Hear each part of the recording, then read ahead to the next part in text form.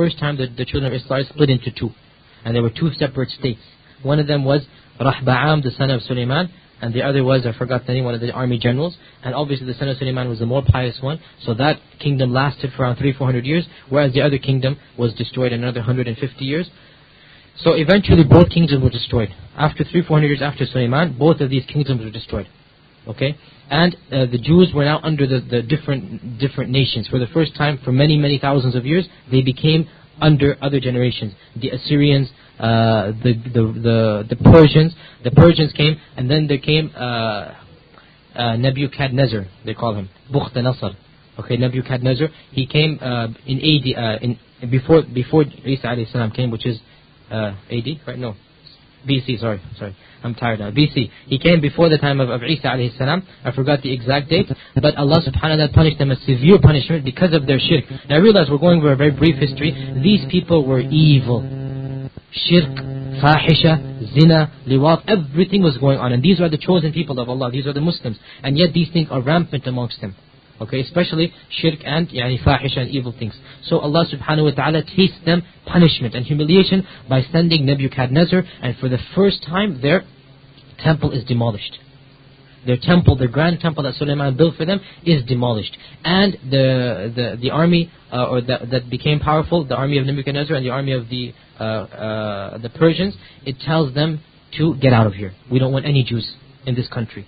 So for the first time, the first diaspora they call it, the first scattering of the Jews happened. For the first time in history, the Jews split up, physically.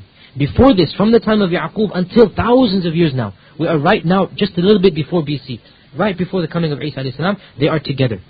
For the first time, they split up. Some of them went to Yemen and their descendants are still there. Some of them went to Iraq, their descendants are still there. Some of them went to Iran, their descendants are still there. And they say some of them went to Ethiopia and the Falashas. Allahu A'lam. Ala kulli hal, they separated into the earth for the first time. Then another king came along, and the Romans came, and they allowed the Jews to come back in, to live there. Not in power, but in humiliation. Okay? And this is when Isa ibn Maryam came. The final prophet to be sent, the final test of the Jews. If they were to reject Isa, khalas. The favored status nation would be removed from them. And indeed, they did reject Isa, they ridiculed him. Wow, we have 5 minutes to go over another 2,000 years. طيب, we'll try to finish up inshallah. They ridiculed him and they tried to kill him. They actually tried to kill Isa ibn Maryam. Okay, they were not able to do that. But when they did that act, that's it. Allah's favor upon them was completely finished. No more are the Jews the preferred nation, the preferred status. All of the promise of Allah for Palestine is now finished with them. And therefore, around 70 or 100 years after Isa ibn Maryam, the second king came. He destroyed the temple for the second time, and the second diaspora occurred. The Jews once again split up. And after a few decades or years, they were allowed to come back in again. And again, because of this, the Jews were split up into the various parts of the earth. So from the time that the son of Sulaiman, he had a country. Remember, Sulaiman's country split into two. From the time that country was finished, 300 years after Sulaiman, until the present creation of Israel, the Jews never had a land. They never had a land. That's over 2,000-3,000 years. Around 3,000 years, or 2,500 years, they have not had any land. So now in 28 when they had the Balfour Declaration, and then 47 when the actual state was created, this was the first time for that many thousands of years that they got their quote-unquote promised land, which is not promised to them anymore. Before I conclude, I really can't go over it that much because we have to go out of the masjid, the school is starting. There is something I want every single Muslim to know. It's very important. Around 1,000 years ago, there was a group of people in the Turco-Russian area, Turkmenistan and that area, and they were called the Khazars. Okay, they were called the Khazars, and there was an actual state called Khazaristan. And the emperor of Khazaristan was a very wise man, and they were upon idolatry. This is 1,000 years ago. They were upon idolatry. He realized that in order for his nation to become successful, they have to become one of the major religions of the world and leave this fable tales and idolatry. He realized this. So he looked around him and he said, if I were to become a Muslim, I'll have to follow the Ottomans, because the Ottoman emperor was the Khalifa. If I were to become a Christian, I have to follow the Pope in Rome. Therefore, I have no alternative except to become a Jew, because the Jews didn't have a state. So the Khazars en masse thousands and hundreds and thousands of them, all of them accepted Judaism. These are not people from the children of Israel. These are Khazars, Turco-Russian people, 1,000 years ago. And I am not inventing this up. Look it up in Encyclopedia Britannica. Look it up in Encyclopedia Judaica, which I looked it up myself in. The Judaic Encyclopedia, 20 volumes. Look it up, Khazaristan. They're not going to talk in detail about this. It's very embarrassing for them, as we'll understand why. But look it up. They cannot even deny this. It's something which the books of history shout out and scream out loudly. So all of these Khazars, they became Jews. And then eventually the Khazaristan state was destroyed. So all of the Khazars migrated a few hundred years ago, 600, 700, 500 years ago, to Eastern Europe and to England. Khazars, not Jews. Khazars, not Bani Israel. They were Jews, excuse me, in the sense Judaism is a religion, but they were not Bani Israel. And they became the majority of Jews because of their large numbers. So to this day, there is a fundamental split amongst Jews. And the names are, you want to write this down and memorize it, Sephardic Jews and Ashkenazi Jews.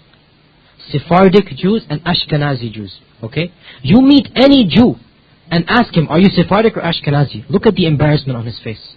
He will know exactly what you're talking about. Sephardic means you are actually from Bani Israel, of the tribes of the diaspora. Remember now, the diaspora, remember the diaspora occurred twice, the two big diasporas. They are the real Bani Israel. Those that are living in Yemen, those that are living in Iraq, and them, the original Yahud, the actual descendants of Yaqub. As for 80 to 90% of the Jews in our times, they are Ashkenazis, i.e. Khazar, i.e. Russians, Turco-Russians. Look at them. White, crooked nose, blonde hairs. This is not the descendants of Yaqub. These are not a Semitic people. Look at them. They don't look like Semites. And they are not Semites. And like I'm telling you, I'm not inventing this from the top of my head. When I read it for the first time, I couldn't believe it either. This is just too good to be true, as they say. So I went back and I looked up Encyclopedia Judaica.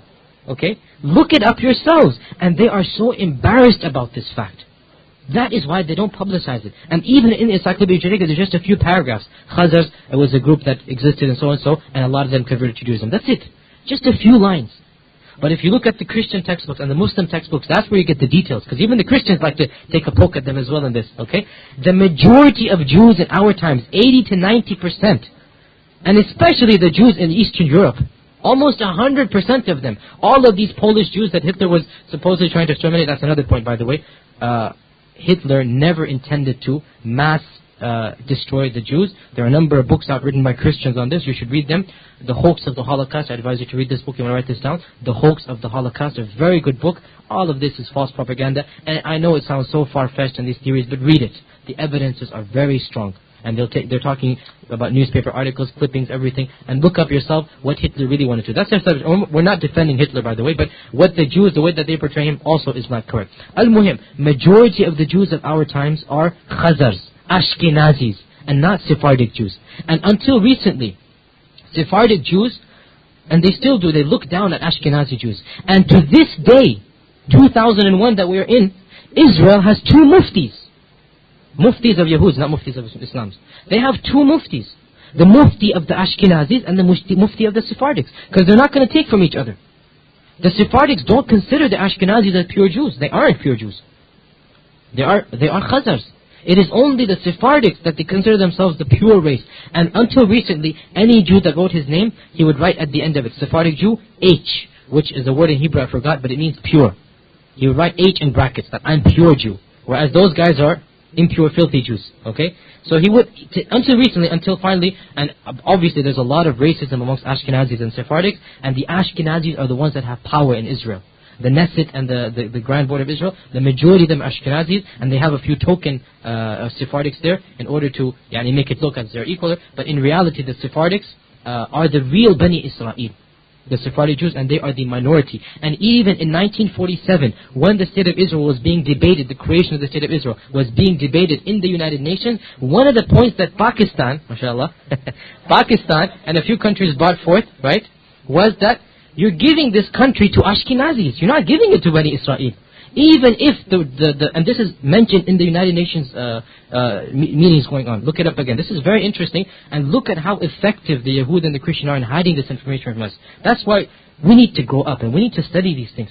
Obviously after we study our Aqeedah and Sharia, which is more important, but especially the du'at and the talabat al-ilm and those that are calling to Allah, they need to know this information inside out.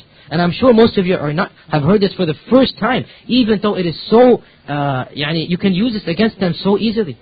While the state of Israel is being debated, right, Pakistan and other Muslim countries, they bring forth, you're not even giving Israel to the actual Bani Israel, you're giving it to a bunch of European, Russians. You're not giving it to them. And this was actually debated there, in the United Nations. So, the point is, realize that the majority of Yahud of our time are not Bani Israel. Judaism is a religion, but Bani Israel is a tribe. Most of the Jews in our times are not Bani Israel. And we have to study this. We have to read up about this. And really it is a very interesting thing, especially for the du'at and the people who are calling, and especially those that are involved in, the matters of, calling the Muslims and warning them about the dangers of the society. Look at how effectively this type of information has been kept from us. And it is there in the books. Like I said, go to Encyclopedia Britannica. It's there. Go to Encyclopedia Judaica. It's there. Look up Sephardic. Look up Ashkenazi. And see what they say. I'm not making this off the top of my head. But how many Muslims know about this? You go to America, you find 95% of the Islamic studies professors are Jews. You know that? 95% of Islamic studies are Jews. And 0% of Judaic studies professors are Muslims. I'm not advising any Muslim to waste his time studying Judaism, but I'm saying, why are Jews studying Islam? There is a reason. Not that they want to help us, they want to destroy us. And they want to bring about shubuhat, they want to bring about doubts. Look at the doubts that are existent, look at the division, look at the discord, look at the disunity, look at all of these ideologies that are being spread. And know that Yahud and the kuffar do like this type of thing. Look at the Ahl al-Bid'ah. Always the kuffar help them. Always. And Ahl Sunnah wal Jama'ah, they are always persecuted and left to themselves. Al-Muhim, everyone's staring at me back there that they want me to finish up, inshallah. It was a brief history. And I'm sure I made some historical mistakes, but inshallah the general theme was correct. And I advise you to go and read up about this. And those that are interested, please come and I'll give you a website to go to. You can write it down. I'll give you a website to go to, inshallah, that will give you a lot more information about this and many other important things. وآخر دعوانا الحمد لله رب العالمين سبحانك اللهم وبحمدك أشهد أن لا إله إلا أنت أستغفرك وأتوب إليك.